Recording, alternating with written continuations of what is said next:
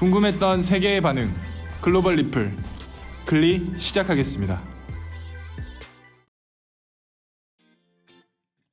지겨운 코로나는 언제쯤에 끝날까요?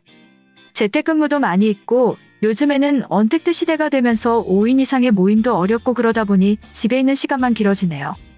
이런 생활이 계속되다 보니 우리 생활에서 많이 달라진 부분이 있습니다. 바로 온라인 쇼핑인데요.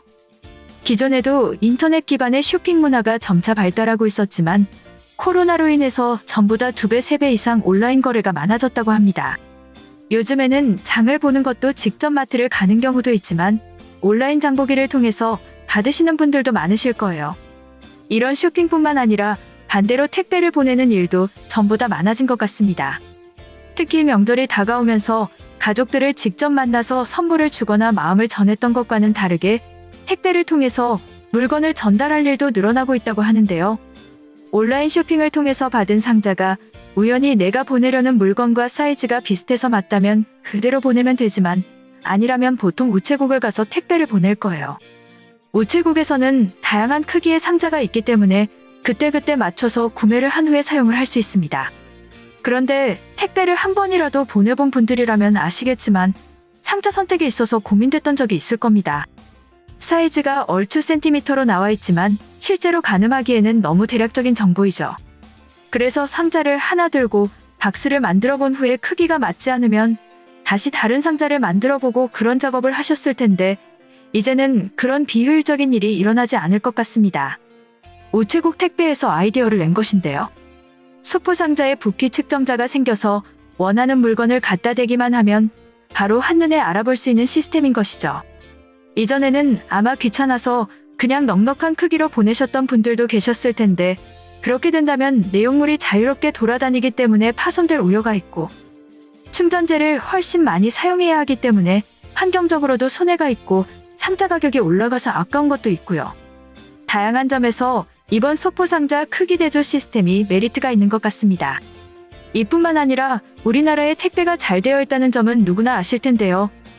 6시 이전에 맡긴다면 보통 다음날 도착하는 것은 물론이고 요즘에는 배송 추적 시스템도 되어 있어서 실시간으로 기사님이 어디에 계신지까지 나오죠.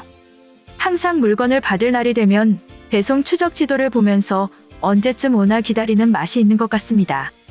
한편 글로벌 영어 커뮤니티에 우리나라 택배와 관련된 글이 올라와 소개해드리겠습니다.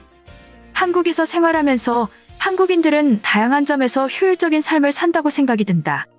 사소한 부분일 수도 있지만 택배를 보낼 일이 있어서 우체국을 갔는데 택배 상자 크기를 한눈에 알아볼 수 있게 상자 크기를 만들어놨어. 예전에 이용했을 때는 그냥 접혀있는 상자들이어서 직접 만들어보고 아니면 다시 하고 그랬던 것 같은데 어느새 사소한 배려가 만들어져 있었다. 거기다가 신기하게도 한국 내에서는 보통 다음 날이면 도착했다는 연락을 받는데 어떻게 이런 가격에 이런 서비스가 가능한지도 궁금해. 심지어 단순히 가격이 저렴할 뿐만 아니라 일부 서류 봉투는 접수원에게 직접 결제를 하는 게 아니라 동전으로 모인 봉투 판매대가 있어서 알아서 돈을 넣는 개념이다. 10센트 정도이지만 한국인들은 1달러여도 알아서 낼 거라는 걸 알고 있을 거다. 한국에서 지내면서 그들의 빨리빨리 문화와 서로에 대한 믿음이 만들어낸 실생활 문화 중 가장 마음에 드는 거다. 이처럼 우리나라의 택배 문화를 보면서 깜짝 놀란 외국인의 글이었는데요. 해당 글에 달린 외국인 반응 살펴보겠습니다. 우체국은 작고 눈치 보여서 택배 포장은 항상 집에서 하는데 충전재가 많이 들어가서 집에 쌓아뒀어. 한국에서는 저렇게 막 나눠줘도 유지가 되는 걸까? 이탈리아에서는 펜이랑 테이프도 쓰고 가져가는 사람들 때문에 모조리 치워버렸거든. 35센트면 택배 박스를 준다. 한국 물가가 비싸다고 들었는데 이 정도면 거의 공짜로 주는 거 아니야? 그냥 보낼 물건 들고 우체국만 가면 해결할 수 있을 듯. 지도에서 보면 영국이랑 크기가 다를 것도 없는데 왜 배송 시간이 차이 나는 거야? 영국은 요금도 훨씬 비싼데 말이지. 집에서 포장할 때도 마땅한 크기가 없어서 충전재로 반을 채워서 보낼 때도 많아. 크기를 저런 식으로 확인하면 우체국이 최적의 장소가 되겠지. 정말 간단한 아이디어로 사람들을 편하게 만들었다. 상금을 받아 마땅한 공무원이야. 그냥 빈손으로 우체국을 가도 택배를 보낼 수 있다니 지금까지 나는 어떻게 살았던 거지? 한국이 아시아에서 선진국이라고 듣긴 했는데 어째서 유럽 국가들보다 서비스가 좋은 거야? 작년에 뉴스에서 UPS 직원들이 택배를 현관으로 던지는 것을 보고 이제는 비싸도 페덱스만 이용하고 있어. 박스 안에 뭐가 들어있는지도 모르면서 던지는 용기는 어디서 나오는 걸까? 한국에서는 얌전히 배송되고 있는 거야? 우체국 택배가 가장 빠르고 서비스가 좋다는 것이 말이 돼?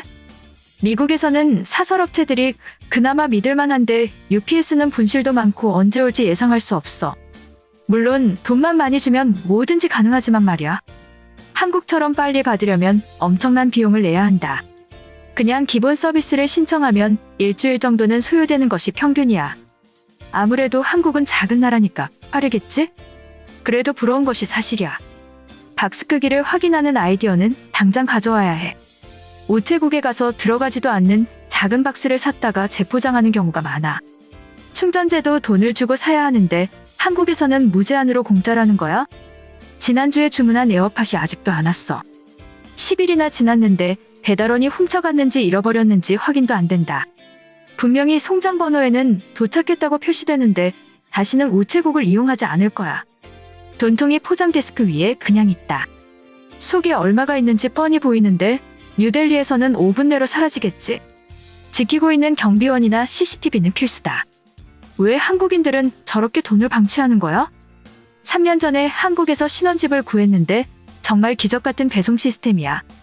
심지어 오늘 점심에 사면 저녁에 배송이 올 때도 있어. 파리의 친구들한테 말하면 믿지도 않는다니까. 정말 경이로운 수준이다. 클리브랜드에는 우체국에서 포장하는 장소가 없어. 작년에 구석에서 혼자 낑낑대며 고생했던 기억 때문에 이제는 집에서 전부 준비해서 가는 것이 당연하지. 한국처럼 되어 있으면 마음 편히 갈 수 있을 텐데. 마드리드에서는 10년 뒤에도 불가능해. 택배를 보내려면 집에서 포장해서 우체국으로 가야 한다. 귀찮아서 반품도 안 하는데 10년 전이랑 달라진 것도 없어. 설마 아무도 안 지키는 돈통에 돈을 넣으라는 건 아니지? 바르셀로나에 있는 우체국은 택배 보관실에도 경비원들이 있어. 안에 뭐가 있는지도 모르는 박스를 훔쳐가니까 대책이 없거든.